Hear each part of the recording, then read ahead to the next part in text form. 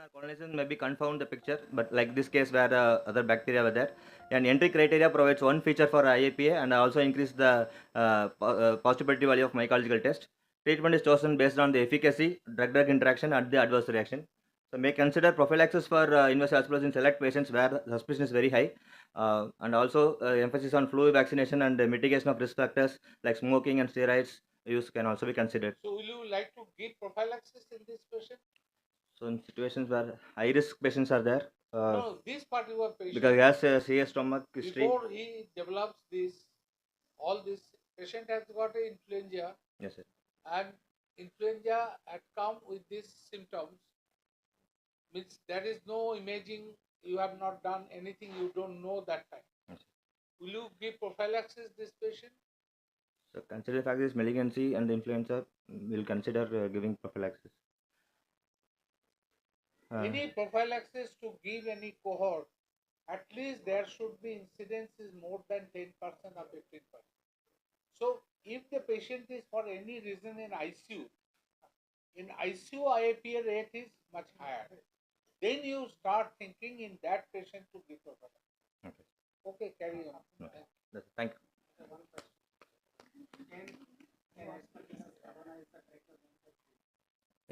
Yes, sir. It can colonize. Can colonize. Yes, sir. Yes, sir.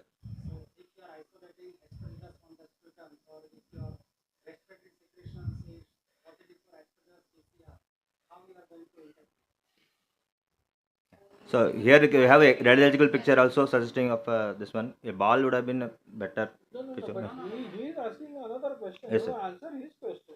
He is not asking about this case. Yeah, I'm not just asking the general, like how you are going to interpret. Anyone want to Yes, group? कोई Yes, sir. Patient आ जाता है Yes, special sir. Culture में Aspergillus माइक्रोबायोलस ने दे दिया. Lack of PCR will positive. Is that positive? So you What have, will you say? How will you proceed further? Yes. in this case it's like a possible one because I have radiology. ये case का तो सही है. Age comes नहीं. So Somebody is asking you in the corridor yes, sir. that I have a patient who's got this. It is like somebody asking you urine culture in aaya. So he will ask many more things, no? Yes, sir. Yes, sir. So same way he is क्या asking. पूछोगे आप जरा? The patient is having a sputum which is showing either a mold on examination or culture aspergillus positive.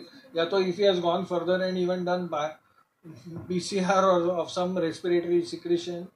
Sir, based on So this, what will you tell? You will ask him that tell me more details of I the will patient. more details. So what will you ask him? That is the question. So that's what, sir. How the clinical status is like what the oxygen status, what is this one, and the radiological picture is suggestive of. I'll see whether the three pillars are fitting into whether it's a host factor. So the answer is like you try to look into the definition of the definition of the diagnosis. Yes. All these three pillars. No, but what is the patient basically having? That is the most important question. Not only is oxygen and I know you are an intensivist, but you want to know what is that patient? Yes. So the host factors. Is he a walking around guy going to office? Yes, sir. And he just gave sputum for some other reason and mold was found.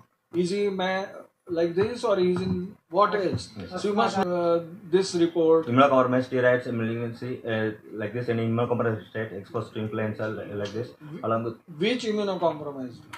so uncontrolled diabetes, malignancy, exposure to long-term steroids, malignancy. ठीक है, okay, thank you. So yellow group chairperson.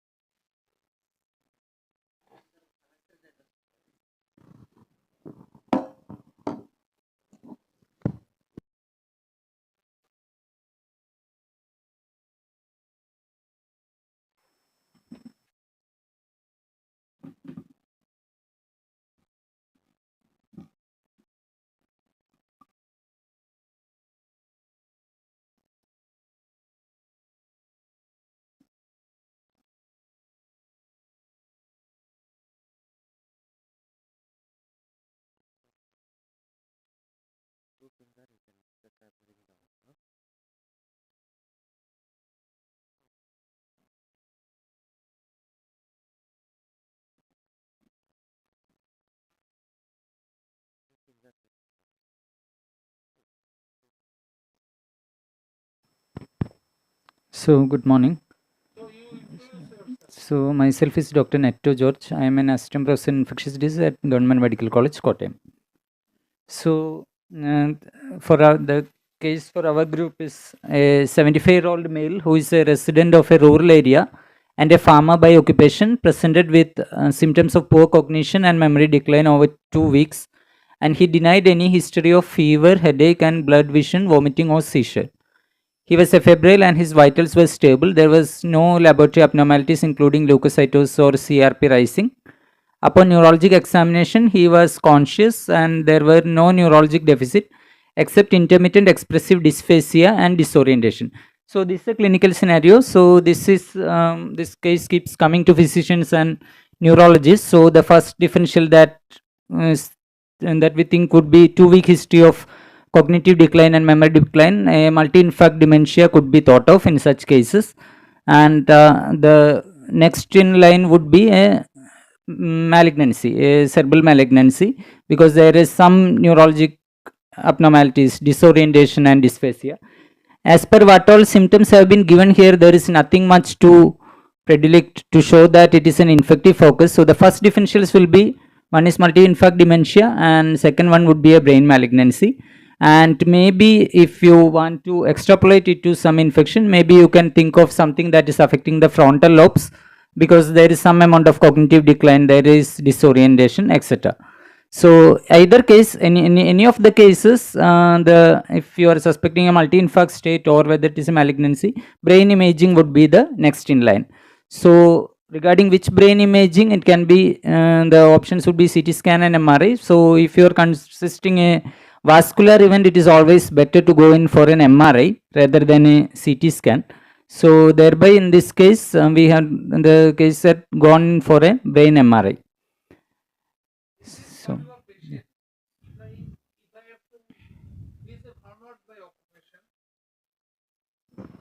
He is farmer by occupation. He has a poor recognition, memory decline, and you are also thinking there is a possibility of frontal lobe involvement because of his bizarre behavior. Do you think anything else before going to MRI to look into?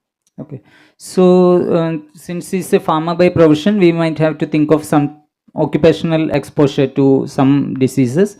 So any of the diseases, whether bacterial, fungal, that could be spread by an inhalational route has to be thought of in this age group. So what generally usually do you want to look into the sinuses? Sinuses, yes, we have to see for any signs of sinusitis. Because frontal lobe you are suspecting Definitely, in yeah. that sense. So what can be the possibility in it? So we have to see for any symptoms of sinusitis, any nasal discharge, and thorough ENT evaluation has to be done to see for whether there is any evidence of sinusitis, whether a nasal endoscopy has to be done. Okay, chalo, theek hai. There is Okay. no headache at all. No headache. So the next would be a brain MRI imaging was performed because of suspicion of some type of dementia. It showed that it showed a 20 millimeter sized nodular enhancing mass with a peritumoral edema in the left frontal lobe. The mass had a central cystic portion with a diffusion restriction. So this is the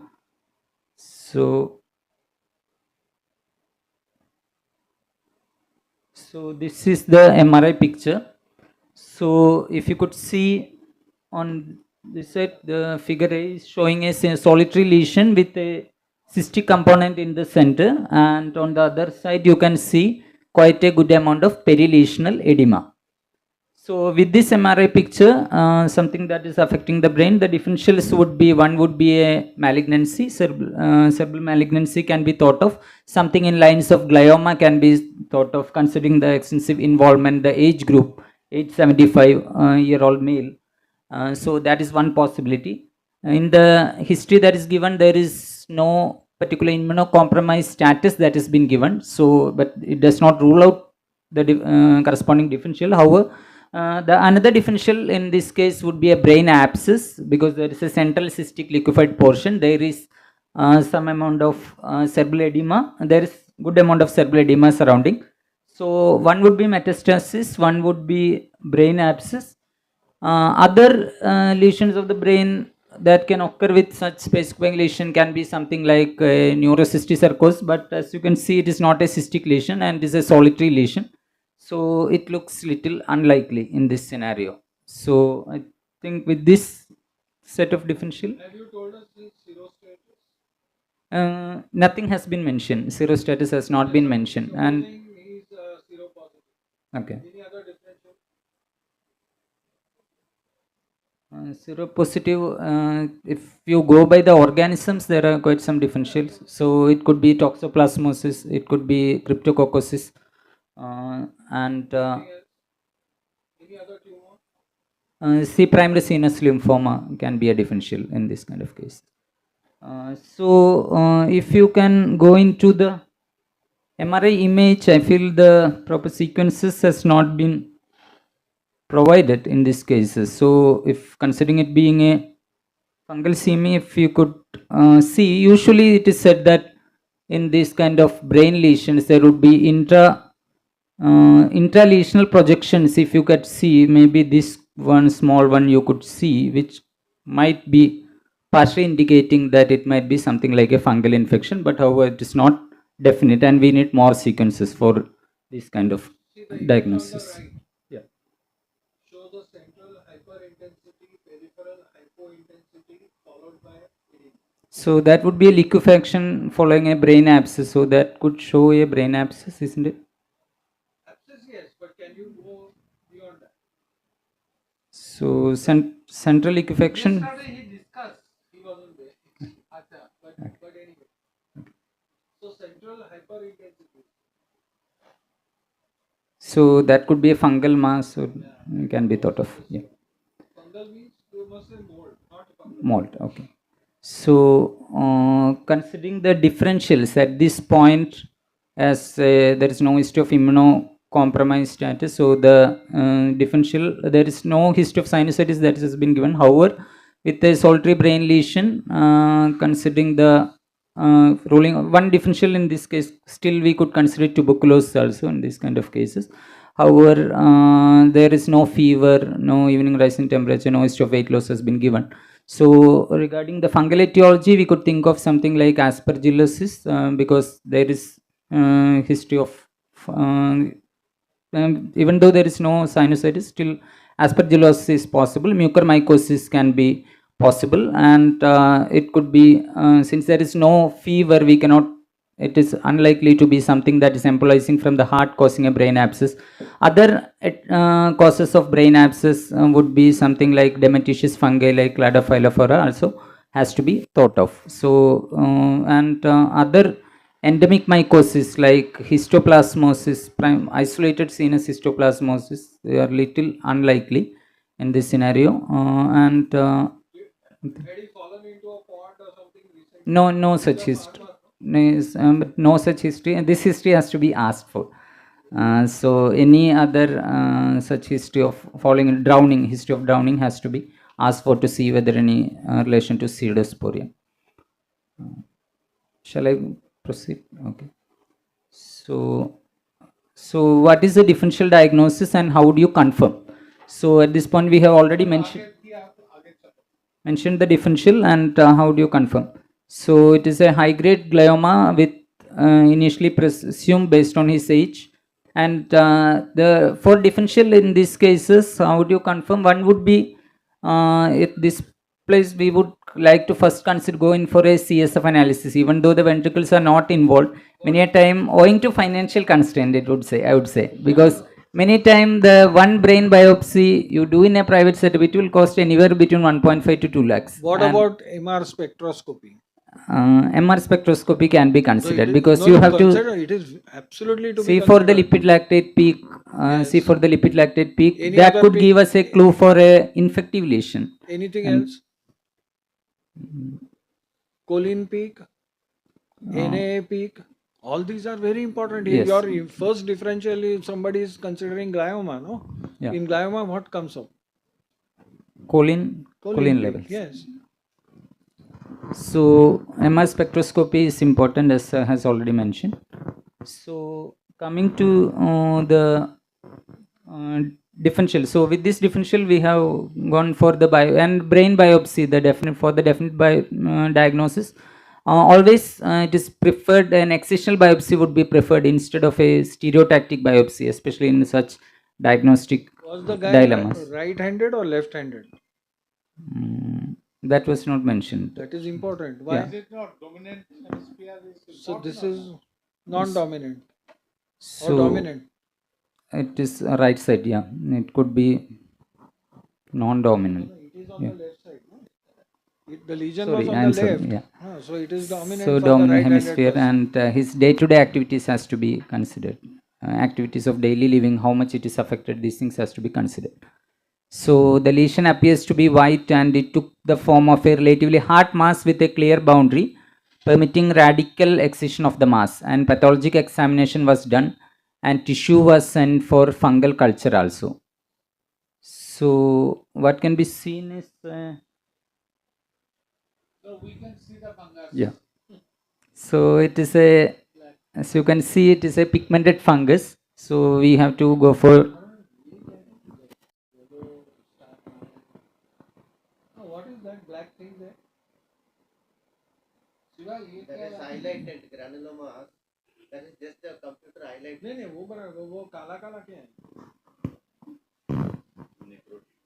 That is necrotic or it is also fungus? no. चलो आगे. So we can go in for the differentials of, and this was a culture. So there was a blackish colony, corrugated colonies have been growth has been seen. Okay. And this is the growth which is showing elongated hyphae. So So microbiologist. So the differential for the pigmented fungus would be in brain abscess, it would be Cladophylophora and Rhinocladiella are the two common organisms that can cause brain abscess. Other pigmented fungi like Alternaria, Oreobasidium, usually Fonsecia, Exophylla, these things are unlikely to cause brain abscess at least. अरे भाई ये देख के right बाकी सारे. This is Cladophylophora on seeing this.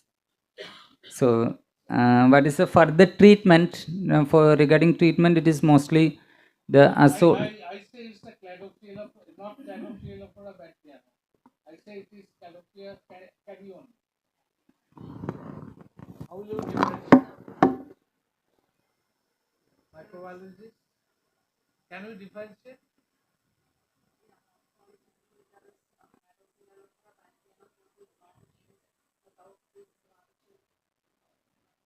What about carrion?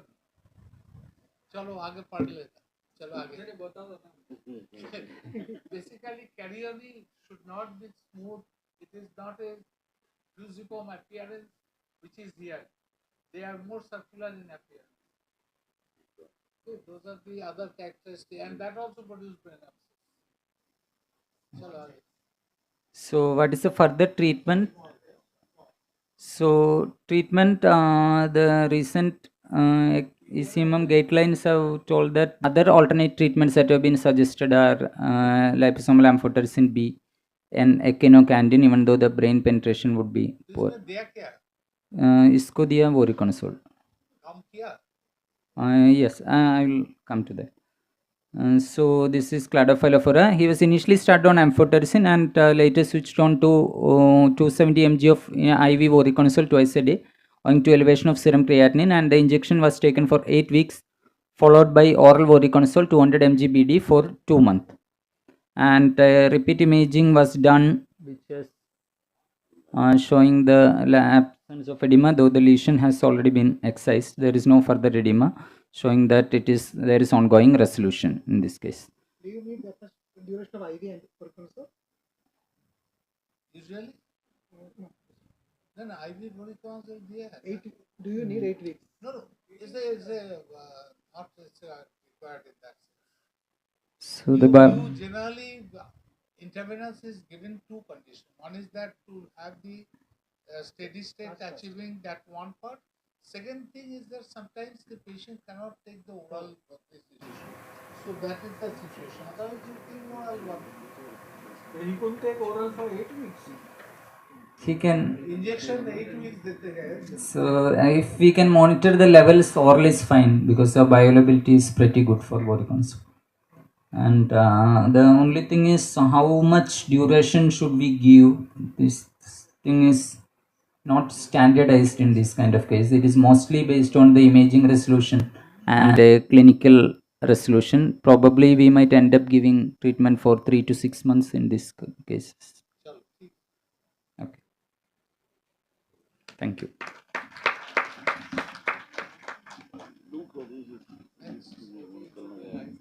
Huh? अच्छा blue first because Pradeep को जाना है green बाद में कर ली.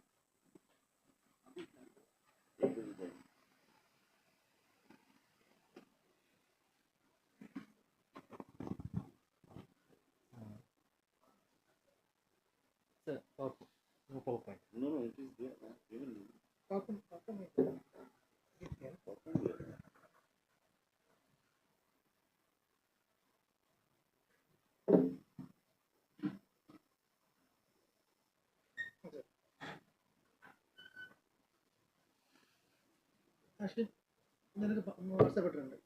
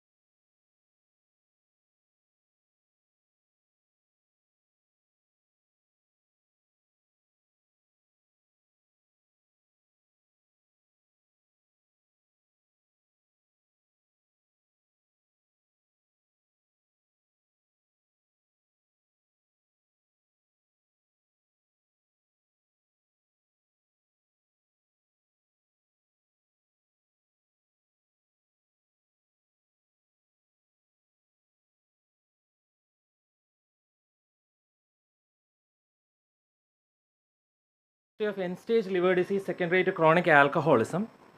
He presented in the emergency department with acute abdominal pain, distension, nausea, vomiting for the past 5 days.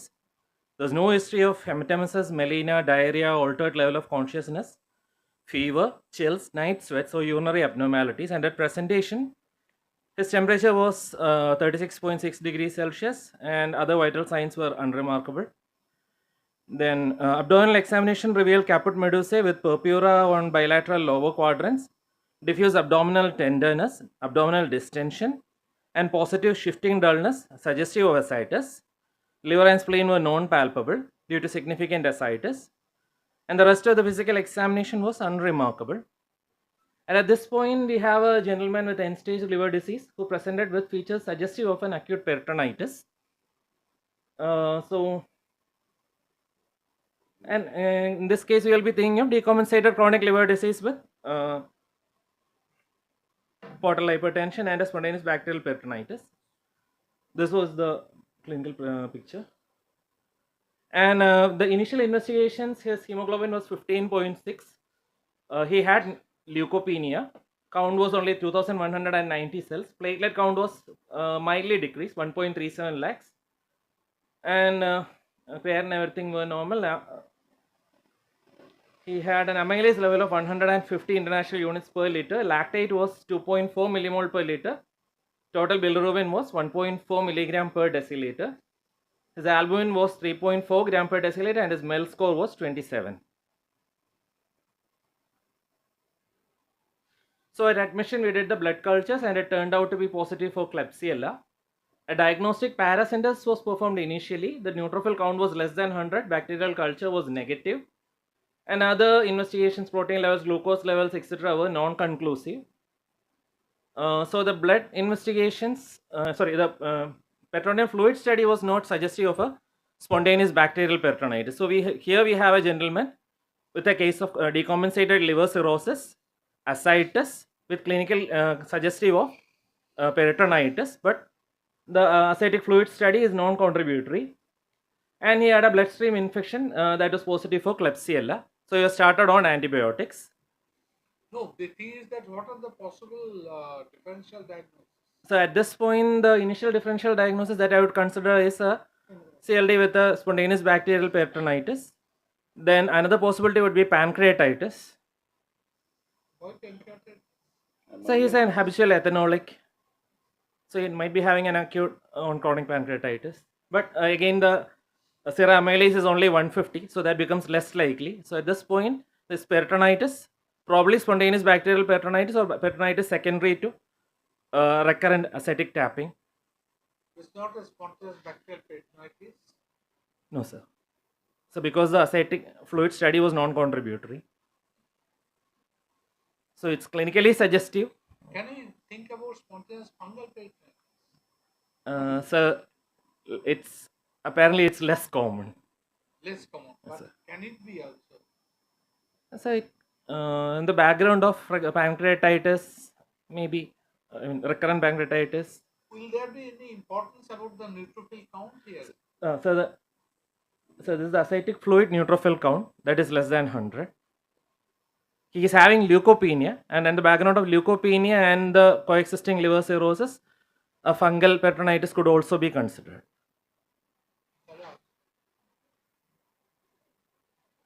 So initially the evaluations were negative for peritonitis, and he was started on antibiotics. In the course of management, he developed fever with increasing tenderness of the abdomen, and then it was decided to go for fungal testing. So serum beta D glucan was 305 picogram per milliliter, and an initial gram staining revealed pseudo-hyphae arising from the yeast cells, and peritoneal fluid cultures grew Candida albicans on corn meal agar plates. So there's a background history of liver cirrhosis, leukopenia, ascites, clinical features suggestive of peritonitis, not responding to initial antibiotic therapy, and we have an elevated beta D glucan level, and we are able to identify the fungus or gram staining and culture. So now we'll be considering a possibility of fungal peritonitis. An MRI of the abdomen and the pelvis was done. That again showed some dilatation of the pancreatic duct and some changes suggestive of chronic pancreatitis, and severe peritoneal and omental thickening consistent with peritonitis. Can it be a case of cryptococcus? Have you heard that cryptococcus spontaneous peritonitis? No, sir, not. In case of your cirrhosis, decompensated, this is a good importance is there. Out of some of the cases, though here you have grown Candida albicans. Yes. BDG? The BDG was 305 picogram. So that is important in case of crypto. Does it go up in crypto? No, sir. No. What is? Sir. Beta D glucan in crypto में क्या होता है? No, sir. It should increase. Huh? I'm not sure, sir. Beta D glucan in cryptococcus and in case of mucorales it is negative. Negative. Okay. Think about it. Last one. So there's a gram staining showing the pseudo-hyphae arising from the yeast cells.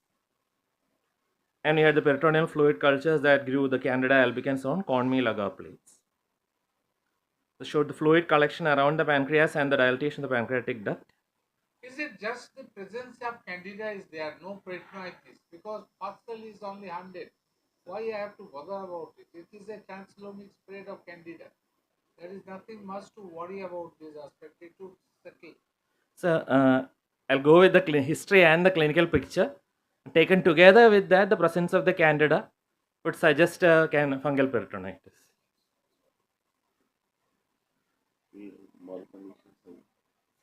So how will you treat it? So here the patient is critically ill. He has got leukopenia, he has got an elevated serum lactate. So I'll prefer to start with an echinocandin. Mica fungin or Anodella fungin. A lot of discussion happened yesterday Yesterday that we did so many micafungin, anidura fungin, in case of peritoneal fluid, the penetration is very poor. So definitely an assault will be a better choice for the peritoneal fluid concentration. But here, because the patient is critically ill, MLD score was 27. You are right in that sense. Generally, it should be avoided. Caspo should not be given. That's very clear. Mica still can be given. It's a question of doubtful. Better to give anidula. But anidula fungin in the peritoneum is a little poorer than mica. That's also. So ultimately you will end up balancing their both So decisions. in a patient, CLD patient who comes with bacteremia and the cultures come as this thing, Canada. So how CLD patient, these But- come with bacteria. blood culture has They are Klebsiella. And now you have a cell count of less than 100. So should I think of some other focus or should I really treat the Canada?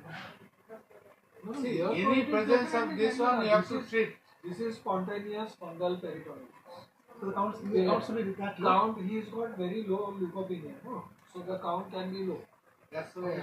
So is there some ratio? So how can I say this is significant? But you have got a culture positive from the normally sterile site. Transcelovic series. But transcelovic ceiling, but finally peritonitis हो गया ना. ऐसा ही थोड़ी होता है trans. Pseudo hypha big gap. Also remember that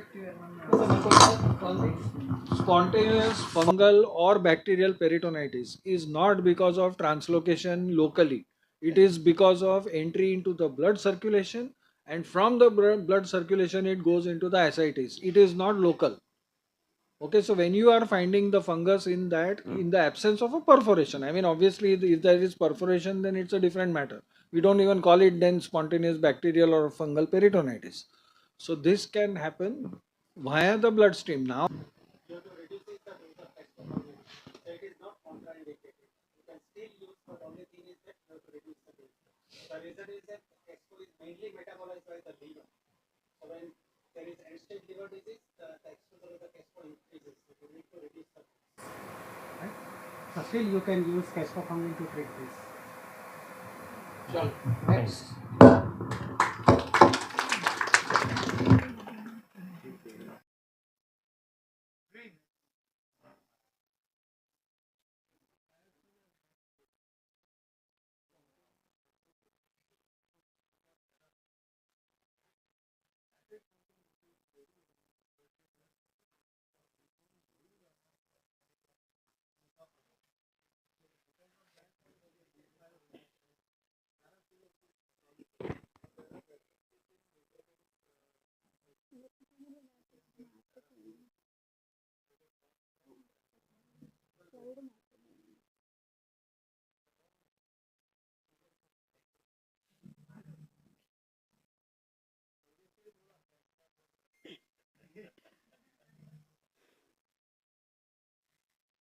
Good afternoon, everyone. I'm Dr. Shreda Srinivas, first year infectious disease fellow from Amrita, Kochi. So, we'll be presenting the case of a 50-year-old female residing in Udaipur, Rajasthan. She's presented with a history of bleeding per rectum, fever, and hypotension. She was well before 2.5 months. Then the illness started with a high-grade fever with chills followed by diarrhea and blood in the stool. She was hospitalized at a different hospital in Udaipur 4 times for a current illness before she came to the current hospital. At Udaipur, she was diagnosed as having diabetic ketoacidosis with uncontrolled diabetes, acute gastroenteritis, liver abscess, and bleeding rectal ulcerations.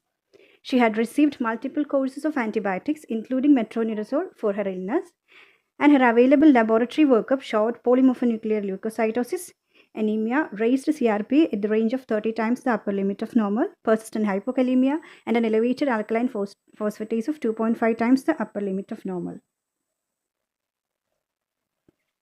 A CT scan showed a large liver abscess in the segment 6. So, the first picture is showing the CT picture, which shows the large liver abscess. With an approximate volume of 100 mm cube and a bilateral pleural effusion, and the rest of the examination was unremarkable.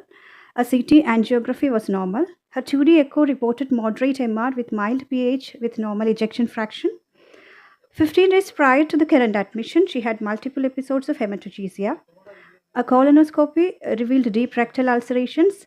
A clip was applied to control the bleeding. A liver abscess was drained and a pigtail was placed. She had diabetes for the past 6 years, is hypertensive and hypothyroid, and no other significant past medical illness. In our hospital, she was further evaluated after resuscitation of IV fluids, and she was started on empiric antimicrobials, piperacillin, tazobactam, and metronidazole after sending blood cultures and pictate fluid cultures. Her lab workup revealed an HB of 7.6, a total count of 6,030, a differential of polymorphs 40 with 38% lymphocytes and eosinophils of 15, a platelets of 1.73 lakh, and an amoebic serology of IgG positive. Other abnormal lab parameters included a hypokalemia and hypoalbuminemia, while PT, APTT, and transaminases were within the normal limit, and she was non-reactive for HIV, HBsAg, and HCV antibodies. Coming to the microbiology, the blood culture grew Candida glabrata from both peripheral and central lines after 57 hours of incubation at the same time, and the drug susceptibility of Caspo, mica, flucytosine, amphotericin, and voriconazole is given. The pigtail fluid grew 2 pathogens, vancomycin-resistant enterococci and Burkholderia cepacia. We have purposely kept away fluconazole Vitek, because of that. the Burkholderia sensitive to ceftazidime, meropenem, and Bactrim, and intermediate to minocycline. And the colonoscopy showed normal entire large bowel except the rectum and sigmoid. The rectum showed multiple deep ulcerations with pseudo polyps, and the sigmoid showed a previously placed clip and multiple small ulcerations. Biopsy tissues from a rectal ulcer reported a ECMV PCR as positive. Histopathology reports of rectal biopsy showed cryptitis, crypt abscess, and the surface is ulcerated with the formation of granulation tissue. A USG guided drainage of 15 cc of fluid drained and sent for microbiological workup grew only vancomycin resistant enterococci. So, how will you treat this patient? So what are the एक तो आपको कैंडिया ग्लैबर था, एक आपका गियरी है, third is there is you have got also CME PCR. Yes, sir. How will you manage? So, sir, the patient had a history of almost 2.5 months, and it was an acute presentation of acute gastroenteritis in the first presentation, and then she was diagnosed to have a liver abscess, and before she was coming to the current hospital. So, While we are on this, recently I have been quizzed by gastroenterologists with this particular test called CMV tissue CMV PCR. I don't know what that means. They are doing it from gastric and other biopsies and all that. So, is there any cutoff or is there any? I cannot understand how to interpret this. Because the diagnosis of tissue CMV disease is by histopathology. I have never come across CMV PCR from tissue. So anybody knows anything about it? I think I have not mentioned, but the histopathology also showed the CMV. So IC was positive. No, but the thing is the CME PCR. So I think like this is appropriate clinical situations where patient was immunocompromised, uncontrolled diabetes, ketoacidosis, and rectal ulceration possibly related to the amoeba. So CMV reactivation in such situations is very likely. Very much possible. How do you interpret the tissue CMV PCR quantitative? Can we go back to this slide? You see that his laboratory workup was this one, and the patient was in. Do you like to start before this blood culture comes positive of Candida glabrata with antifungal or something? Because by the time you have gone Candida glabrata, sensitivity. It is the 3 days affairs which have been there. We generally say that in case of candida, delay the therapy, mortality increases. So, will you like to say, suppose, even go back to the previous slide? This error, she was further evaluated with suspension IVP. She was started with empiric antimicrobial. So, here I am asking, do you like to give antifungal in this special patient?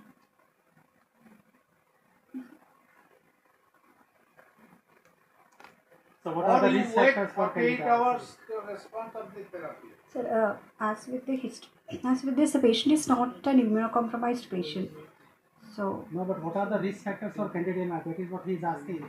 So if your patient is falling into the high risk group, probably will you consider empiric antifungal before you get a culture results? So that's a question. You can collect the blood and start And the start antifungal. empiric yeah, therapy. And also do BDG.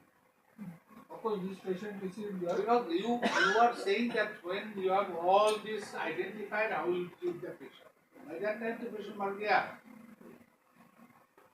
The thing is that you have to think about along the line of the patient's progress. Patient came in this scenario, you have started the empiric antimicrobial. Will you wait for the 48 hours for the antibiotic for response? empirical antifungals can be started in such a case, sir. So why? Tell me the 1, 2, 3, 4 risk factors for this patient. So, the patient has been hospitalized in multiple hospitals. So do we have evidence that hospitalization is a risk factor With, or ICU admission is a risk factor? With multiple antimicrobial doses. Multiple antimicrobial doses, Doses. agreed. Then, Central line. then she was put on a pigtail. Central line. Central line. Pigtail is not a risk factor. What about the liver abscess? What is the etiology of that abscess? This IgG was positive for amoebic. IgG was positive. So how do you utilize this test? For its positive predictive value or for its negative predictive value? Amoebic IgG can be positive in many people in endemic areas. So you can use only the negative predictive value. So if someone comes up with a negative test, then you can say that this abscess is not going to be due to amoebic. But merely being positive doesn't have a positive predictive value. This could be, but it could have an alternative etiology.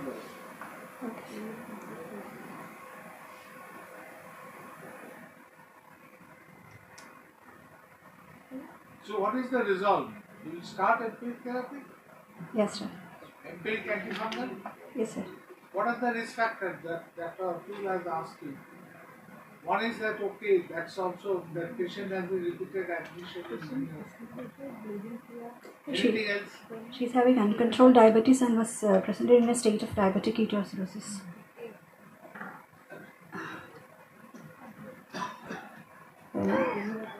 Anyone on the it's not they say that the green group can also answer to it. It's not hard. She has to answer. So will you ask for the exposures to antifungal prior Previous to this? history of exposure to antifungals. Why? It can result in resistant candida, especially if it's candida glabrata and all. So which antifungal specifically you will look for in the past history? Echinocandida itself. Echinocandin.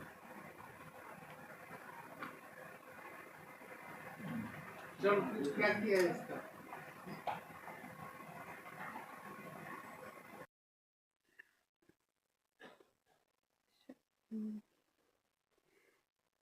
So the blood culture grow candida glabrata from both peripheral as well as central line after 57 hours of incubation. So, and the susceptibility has been given like that. So she can be started on caspofungin, but even before that, the source can be removed. That is, even though central line as well as peripheral line, there is no differential time to positivity. The source removal is the first thing What antibiotic was given initially? piperacillin, tazobactam, and metronidazole. Then the liver abscess has to be drained. Then in management, monitor the antifungal treatment. Yeah, valvular lesion. No, USG guided drainage sent for microbiological workup grew only vancomycin resistant enterococci. VRE was obtained in the second culture.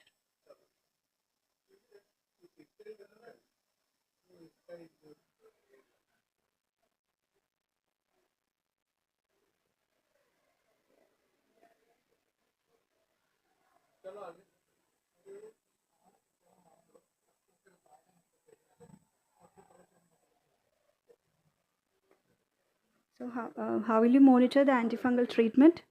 In case of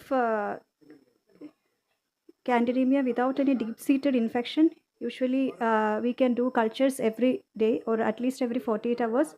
Look for the clearance, and if the blood culture is negative, we can continue the treatment for 40 days from the day of last negative culture. And if the patient is clinically stable, we can de-escalate to fluconazole or any azole therapy, provided the patient is clinically stable. The isolate is susceptible. Culture is subsequent culture is negative. The isolate is fluconazole susceptible, and it is established to be azole sensitive. So that even after 5 days, we can de-escalate to the azole therapy, so that a total duration of 14 days will be there. Then in this case, a transesophageal echo has to be performed, because we need to rule out if there is any other deep-seated infection like infective endocarditis is there for this patient. Then a fundus examination is unless if the patient is having any ocular symptoms, then we can do fundus examination. If there are no ocular symptoms, you don't know? If the patient is, yes, sir. You don't do it? Yeah. Yes, it has to be done.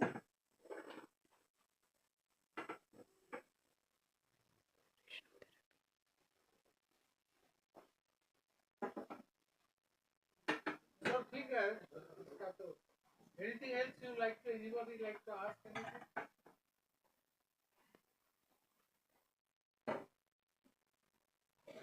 If there is nothing, thank you very much.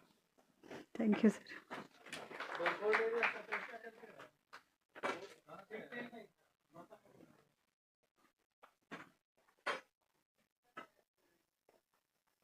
Now they start the question.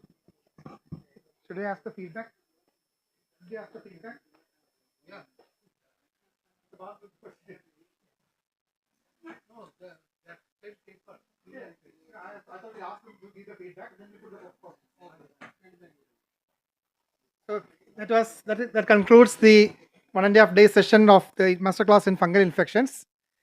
To be extremely honest, I consider this as a milestone in my personal career, because of having all of you, all the faculty here, all the delegates here, and such engaging discussions. This was extremely enlightening. I couldn't attend 100% concentrating in all the sessions, but from whatever I attended, it was extremely enlightening. And today's sessions were superb. That's my personal feeling. But again, it's not my feeling that is important. I would like to hear from each and every one of you how you felt it. So I'll be passing the mic around. I request at least a couple of responses from the audience.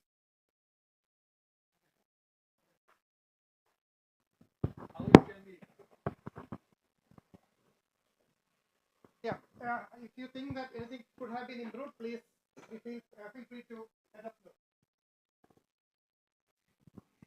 know. Initially, I thought that mainly students will be coming, but when I saw the faculty and realized that fungal infections and antifungal therapy is such a difficult area of treatment, and for an intensivist, and even though I'm an HOD, I came for this meeting, and it was extremely useful to me. So I can imagine how it must be very much useful to everyone else. And there were people from all fields of medical practice in this audience. So obviously, everyone has thought like me also. Me that we are going to gain such a lot from coming for this. That's why I have come. Thank you so much. How do you feel? How's the program? No, Yeah. for me, there was, there was a lot that I didn't know. I took home such a lot of good advice from the experts and the doyens of, ID and antifungal therapy. So I feel that I've really gained a lot. Thank you. Good afternoon. When I first saw the brochure of this CME, I was pretty sure I had to attend it, especially when I saw the faculty list, because I was just thinking another time when I could actually listen to such eminent people speaking was probably when I'd have to travel outside Kerala, and this was so close to home. So this was a very good opportunity. And we tend to forget a lot of things, tend to oversee things, and this taught us a lot about what to remember. It was overwhelming at times, but at least we know what to go back and read. And I'm really thankful to all the faculty, and the topics were really good, and I could clear some of my doubts. Yeah, thank you.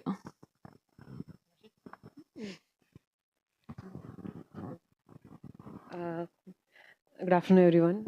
Me being a first year DRNB resident, it gave me more insight, like what to look for, where we are lacking. Maybe it was more guiding us how we should be improving academically. Yeah, I felt if I had read it more deeply and came, I would have gained a bit more.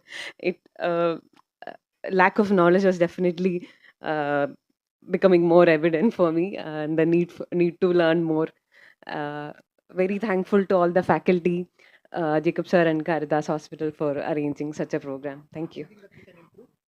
Uh, I think it's us. We should we should improve personally. Then everything went very well. Thank you.